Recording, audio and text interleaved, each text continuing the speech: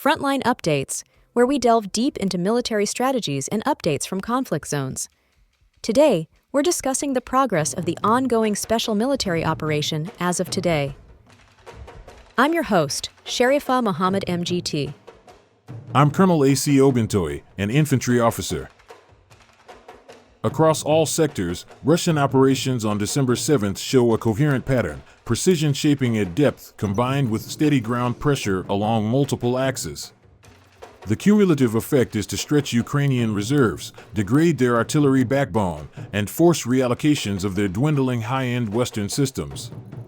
The destruction of EW and artillery nodes is particularly consequential. It affects Ukrainian awareness, response time, and counterfire capability, three pillars of successful defensive warfare.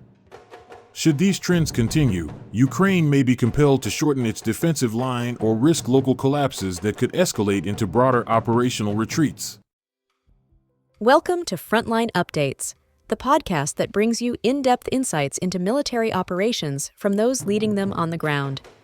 Today, we're joined by Colonel AUC Oguntoye, an infantry officer monitoring critical missions on the progress of the special military operation as of today.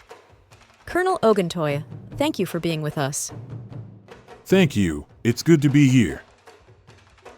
Colonel Oguntoye, let's begin at the strategic level.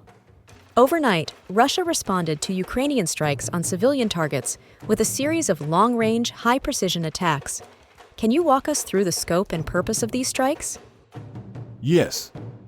The strikes conducted last night were conceived as a synchronized, multi-domain effort to degrade critical Ukrainian infrastructure feeding directly into frontline combat operations. The Russian armed forces employed a triad of ground-launched precision systems, aeroballistic hypersonic complexes, most notably the Kinzhal, and long-range unmanned aerial vehicles.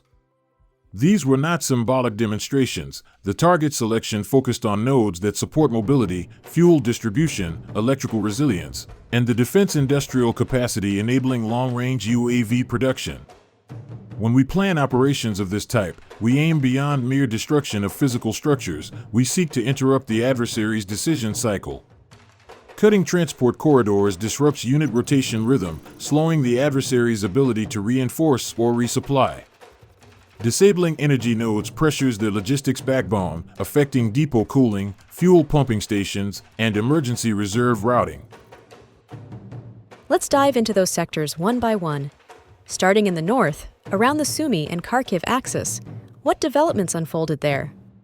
In the northern axis, operations concentrated on eroding Ukrainian mechanized and assault capability positioned around Novy Verki, Andriivka, Novaya Sich, and Iskryskavshina. These localities act as forward staging points for Ukrainian units attempting to hold the defensive line anchored further south.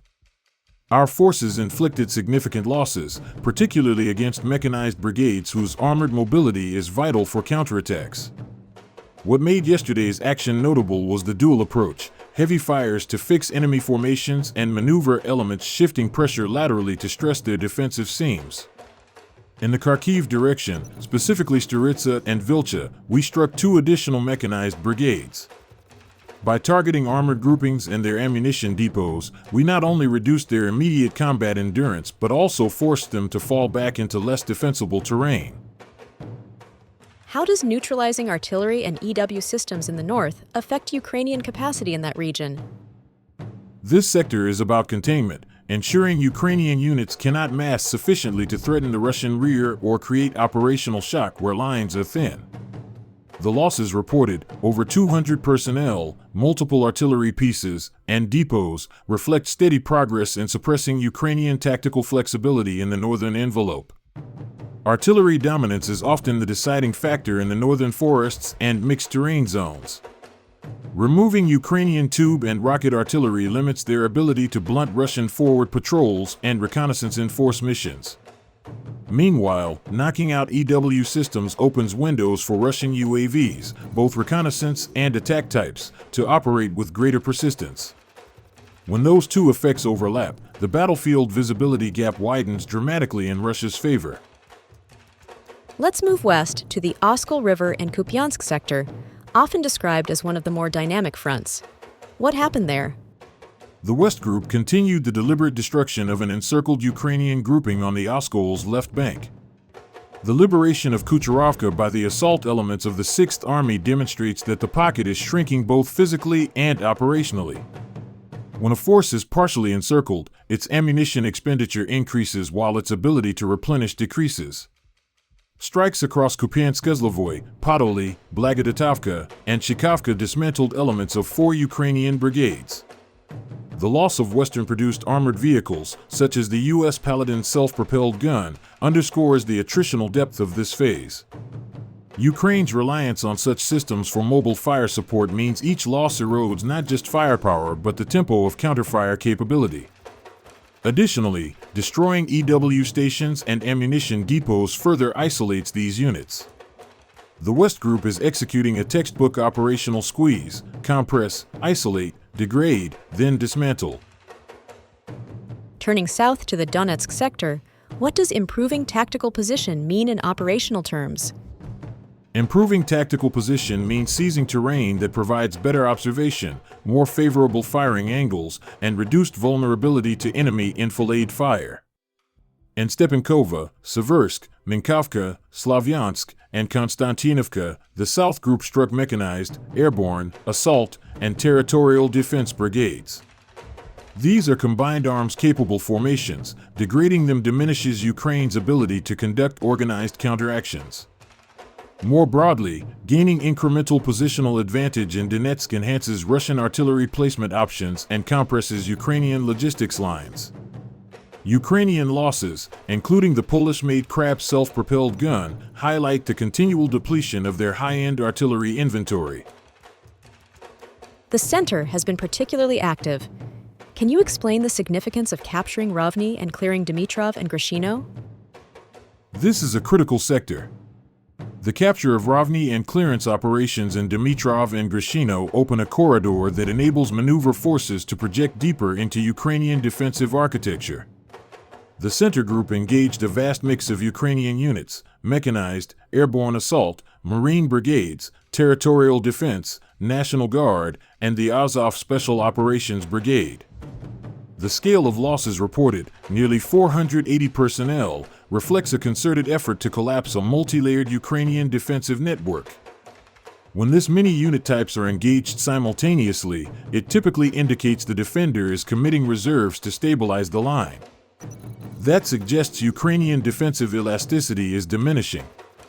Strategically, securing these settlements denies Ukraine staging zones from which it could launch counterattacks into adjacent sectors.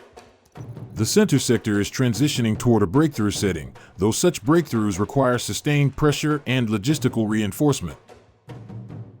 Now to the east, particularly the Zaporizhzhia and Dnipropetrovsk regions. What developments are shaping the fight there? The East Group is methodically advancing into Ukraine's layered defensive belts. These are designed to slow, not stop, a determined assault. Strikes around Ternovato, Dobropoli, Guliapol, High, and Andriivka neutralized mechanized and assault formations and dismantled artillery and EW systems. The destruction of artillery in the east is especially impactful. Zaporizhzhia's open plains require strong counterbattery capability to prevent exploitation. When those guns fall silent, gaps open, gaps that maneuver forces can exploit to drive wedges between defending brigades. This aligns with what we see: slow but persistent forward movement, shaping conditions for deeper penetration toward strategic road networks. It is slow, deliberate, but increasingly decisive. Finally, the Dnieper sector, near Kherson and Zaporizhzhia. What stands out there? This sector is defined by mobility constraints imposed by the river itself. Operations aim to suppress Ukrainian heavy mechanized and coastal defense forces positioned near Vasilyanka, Lvovo, and Antonovka. Strikes eliminated personnel, an M777 howitzer, EW platforms, pickup-based mobility nodes, and ammunition storage. In riverine sectors, neutralizing artillery and EW assets has disproportionate effect. These systems protect river crossings, ferry points, and resupply lanes. Removing them loosens Ukrainian control over the river's eastern approaches, allowing Russian forces greater freedom to maneuver and prepare broader area shaping operations. Colonel, thank you for providing such a detailed briefing on the current military situation. Your insights are invaluable to our understanding of the conflict's dynamics. And thank you to our listeners for tuning in. Join us next time as we continue to provide up-to-date coverage on global military affairs.